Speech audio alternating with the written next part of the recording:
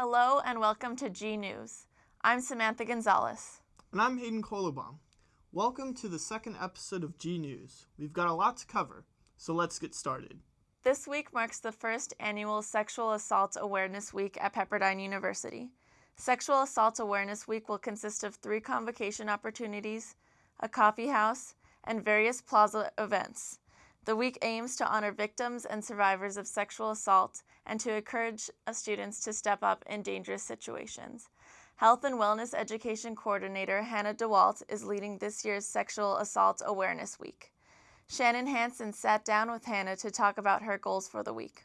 My hope for this week is that students come away knowing that they can take personal responsibility to step up against sexual assault, and that it doesn't matter if it's kind of in the heat of a moment seeing sexual assault potentially unfold where you need to intervene, or it could be just asking your roommate how their night was.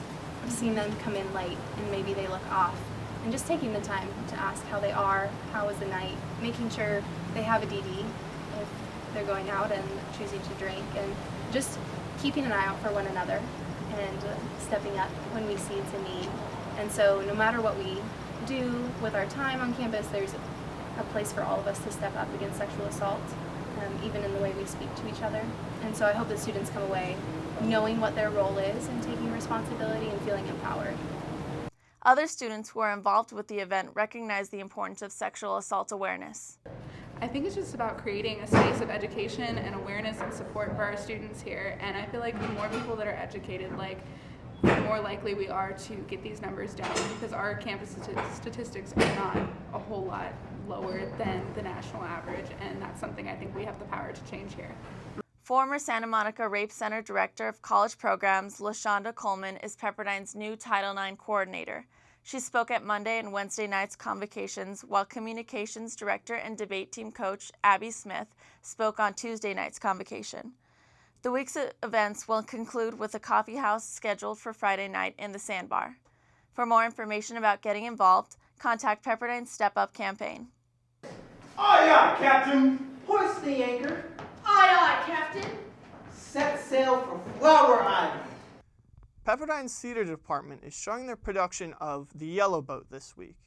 Based on a true story written by David Saar, the play describes the journey of a young boy coping with hemophilia and AIDS.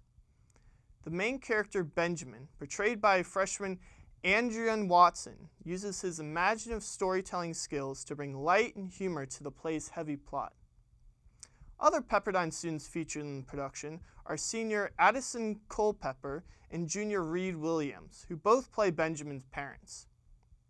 Students working in the cast and crew value the balance of mature story through a childhood-like perspective. It's kind of an emotional story that brings you through life and times of what it would have been like growing up affected with the disease, and kind of how this one boy's family and friends treated him, how he had to struggle with the doctors at the hospital and getting better, as well as kind of the cultural pressures of the time. So yeah, it's a really heartbreaking story. Performances continue every evening, 7:30 through Saturday, October 1st, with a matinee at 2 p.m. and a final evening show at 7:30 p.m. Tickets cost $10 for students and $15 for everyone else. They can be purchased at the box office in Smothers or at the side of Lyndhurst Theater next to the CAC doors. Pepperdine's Weisman Museum held a screening of the film When the Mountains Tremble earlier this week. Directed by Pamela Yates and Pico de Onis, the 1982 documentary sheds light on social injustices in Guatemala. The story follows the trials and tribulations of Maya Quiche Indian and Rigoberta Menchú. The film captures the challenges of Menchú, a 1992 Nobel Peace Prize winner and laureate, of leading her people throughout the oppressive Guatemalan Civil War. The free screening included a Q&A with meet and greet with Yates and de Onis. The directors discussed the documentary and details about their sequel, Granito. Copies of When the Mountains Tremble and Granito will be readily available to Pepperdine students. Starting their season off as strong and as salty as a 9-foot wave, Pepperdine's men's water polo team has started their season with enormous success. To bring us the full story, Jackson Hogan spoke with the team for an update. The Pepperdine water polo team has started the 2016 season red hot, sporting an 8-2 record. After a difficult 2015 season stained with a hazing scandal, the Wades are proving their doubters wrong with their hottest start of the decade so far. Head coach Terry Schroeder has his reasons for believing the Wades are for real this year. Yeah, last year we had a very, very young team, and we brought in a couple good recruits this year, and I think we really worked hard through the summer. So the team really gelled a lot, and they came together, and they realized that defense was what it's all about. Meanwhile, sophomore attacker Marco Asic believes a renewed team chemistry might be key. I think one of the main things we've been doing is even getting to know each other more as people rather than just teammates. I think it's really happened over summer. We really started hanging out more outside the pool, and I think it's led directly as a good translation to the pool. Whether it is better chemistry or better defense, the Waves water polo squad should continue to excel this season.